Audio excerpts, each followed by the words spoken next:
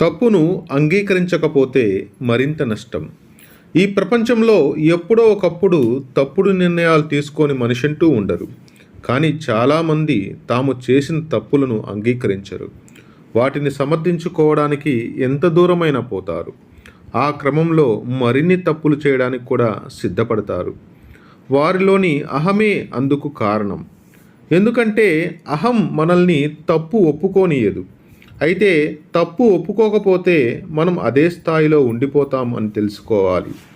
ఉదాహరణకు, ఒక విద్యార్థి తన లెక్కల్లో తప్పు చేసి దాన్ని ఒప్పుకోకపోతే ఆ తప్పు నుండి నేర్చుకోలేడు. మళ్ళీ మళ్ళీ అదే తప్పు చేస్తాడు. ఇక తప్పు ఒప్పుకోవడం వల్ల ఇతరులకు మనపై నమ్మకం కలుగుతుంది. ఒక నాయకుడు తన తప్పును ఒప్పుకొని దాన్ని సరిదిద్దుకుంటే అతని బృందం కూడా అతని గౌరవిస్తుంది. మన తప్పు